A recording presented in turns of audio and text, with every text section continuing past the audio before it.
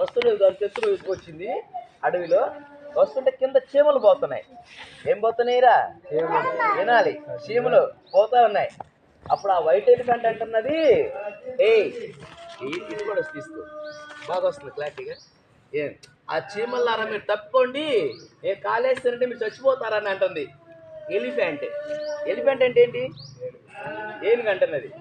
చీమలకు అర్థం కావట్లా, వాళ్ళ భాష తెలియదు కదా. వైట్ ఎలిఫెంట్ పైనుంచి వస్తుంది, ఇంకా ఎలాగ వెళ్ళిపోతున్నాయి. అప్పుడు ఇక వైట్ ఎలిఫెంట్ ఏం చేసిందంటారే, ఇలాగ వెళ్తే వాళ్ళకి అర్థం కాదు, నేను కూడా ఒక చిన్న స్మాల్ యాంట్, చిన్న చీమగా మారిపోతాను అనుకొని వైట్ ఎలిఫెంట్ అలాగే ఉండేసి చిన్న చీమగా మారిపోయింది. మారిపోయి ఆ చీమల్లో కలిసిపోయింది. ఆడ కొన్ని లక్షల చీమలు వెళ్ళిపోతున్నాయి కదా. వెళ్ళిపోతూ ఉంటే అప్పుడు మీరు కూడా ఇతరులకు చెప్పాలా, యేసు ప్రభు ఎందుకు వచ్చాడు, అసలు యేసు ప్రభు ఎవరని దానికి ఈ కథ చెప్పాలి మీరు. సరే, అడవిలో ఉన్న ఆ చీమలకి ఆ కొత్త చీమ వచ్చిందిగా, కొత్త చీమ ఒకటి వచ్చిందిగా, మాయమై ఆ వైట్ ఎలిఫెంట్ చీమలాగా మారింది కదా.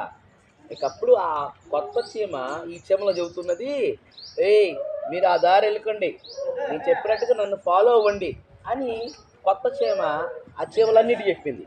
చెప్తే ఇకప్పుడు కొన్ని నమ్మిని, నిజమే కామాలి, అటు ప్రమాదం ఉన్నది, అటు శత్రువులు ఉన్నారు, ఆ ఎడవైపు వెళ్ళకూడదు, ఇటువైపు కుడివైపున మనం వెళ్ళాలా, అటువైపు వెళ్ళకూడదు అని కొన్ని నమ్మిని.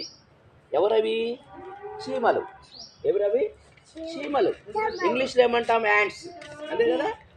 ఇకప్పుడు చీమలు నమ్మిని, కొన్ని నమ్మల. ఇకప్పుడు ఆ నమ్మినటువంటి చీమలు రైట్ సైడ్ వెళ్ళిపోతూ ఉన్నాయి. అటు వెళ్ళిపోతూ ఉన్నాయి, నమ్మలేదు, కొన్ని చీమలు నమ్మలేదుగా, ఆ లెఫ్ట్ సైడ్ వెళ్ళిపోయినాయి. ప్రతి ఒక్కళ్ళు కూడా ఎనిమి ఉంటారు కదా, శత్రువు ఉంటారు కదా. ఆ ఏం చేసినాయంటే ఆ నమ్మనటువంటి చీమల్ని ఆ శత్రువులు ఏం చేసినాయి, వాటిని చంపి తినేసినాయి. నమ్మిన చీమలు ఉన్నాయి కదా, అవి సేఫ్గా క్షేమంగా మంచి ప్లేస్కి వెళ్ళిపోయినాయి. చూసారా, మంచి ప్లేస్కి వెళ్ళిపోయినాయి. అది అసలు దాని అర్థం ఏంటంటే, వైట్ ఎలిఫెంట్ అంటే గాడ్. గాడ్ అంటే ఎవరు? దేవుడు. గాడ్ అంటే ఎవరు? దేవుడు. దేవుడుగా వస్తే మనకు కనిపిస్తాడరా?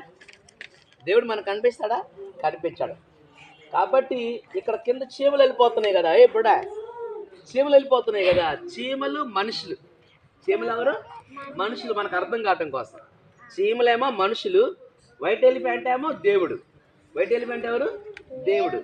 కాబట్టి దేవుడుగా వస్తే మనకే అర్థం కాదు. కాబట్టి దేవుడు మనిషిలాగా వచ్చాడు. అంటే చీమలు మనుషులే కదా, మనిషిలాగా వచ్చాడు అంటే యేసు ప్రభులాగా వచ్చాడు.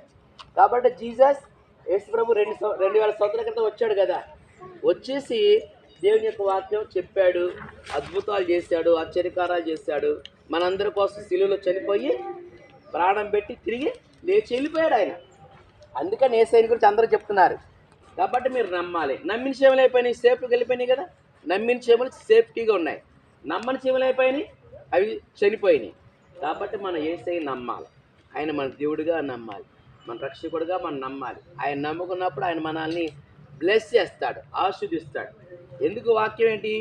తల్లైనా తండ్రైనా మరచనేమోగా నేను నిన్ను మరవనన్నాడు కదా. కాబట్టి తల్లిదండ్రులు మర్చిపోతారు, మనల్ని యేసయ్య మర్చిపోయేవాడు కాదు. ఎందుకంటే ఆయన అరచేతుల్లో మనల్ని చెక్కుకున్నాడు. చూసారు, ఆ చిన్నపిల్లడు కనుక యేసయ్యని నమ్ముకున్నాడు ధైర్యంగా. అలాగే మన దేవుని మనము నమ్ముకోవాలి. మన దేవుని మనం నమ్ముకున్నప్పుడు, ఆయన విశ్వసించినప్పుడు, తల్లిదండ్రులు లేకపోయినా అన్నదమ్ములకైనా అక్కచెల్లకైనా యేసయ్య ప్రేమ గొప్ప ప్రేమ. చూసారా, మీరు ఎక్కడెక్కడి నుంచో వస్తారు.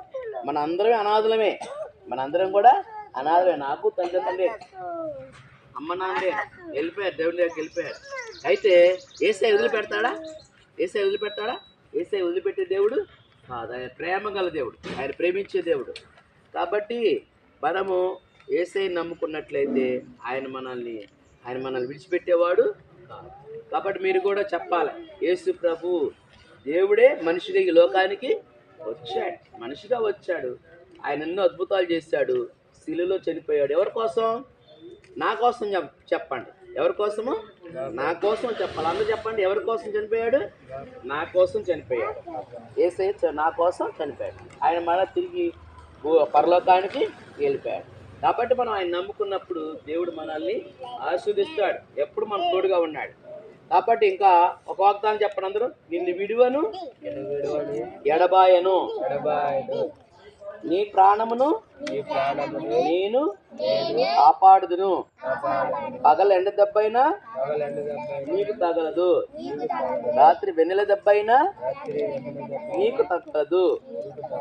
ఏ అపాయం రాకుండా నేను నిన్ను కాపాడుతాను. నేను నిన్ను ప్రేమించుచున్నాను. నీ కోసం నా ప్రాణము పెట్టాను. చూసా ఇందాక నేను చెప్పిన అన్న ఎలాంటి ఆయన ఆ శిలువ బొమ్మ చూసిన తర్వాత ఏం చేశాడంటే, ఆయన నీ కోసం ప్రాణం పెట్టాడయ్యా అనగానే శిలువ అలాగా చూస్తా ఉన్నాడు. అలాగ చూస్తూ ఉంటే ఆ యవనస్తుడు శిలువలో నుంచి గొప్ప వెలుగు వచ్చి ఆ అబ్బాయి మీద, ఆ కుర్రాడి మీద పడింది. చూసారా? అప్పుడు ఆ శిలువలో నుంచి ఆ యవనస్తుడితో ఆ ప్రభు అడుగుతున్నాడు, యేసయ్య అడుగుతున్నాడు, నీ కోసం నా ప్రాణం పెట్టాను. ఏమన్నాడు ఆయన? ఏమన్నాడు యేసయ్య? నీ కోసం నా ప్రాణము పెట్టాను, నా కోసం నువ్వేం చేస్తున్నావు అని ప్రశ్న చేశాడు. ఎప్పుడైతే ఆ వెలుగు వచ్చి ఆ యవనస్తుని పడిందో వెంటనే ఆ అబ్బాయి పశ్చాత్తాపడి పాపాలు ఒప్పుకొని ప్రభువా నన్ను క్షమించమని అడిగి గొప్ప సేవకుడు అయ్యాడు. ఆయన గొప్ప సేవకుడుగా మారిపోయాడు. చూసారా? కాబట్టి మన యేసయ్య ప్రేమ అన్ని ప్రేమ కన్నా గొప్ప ప్రేమ. చెప్పండి. తల్లి కన్నా, తండ్రి కన్నా, అన్నదమ్ముల కన్నా, అక్క చెల్లెళ్ళకైనా, అందరికన్నా నా యేసయ్య ప్రేమ ఎంతో గొప్పది. అందరు దేవుని స్తోత్రం చెప్పండి. హల్లెలూయా. ఓకేనా?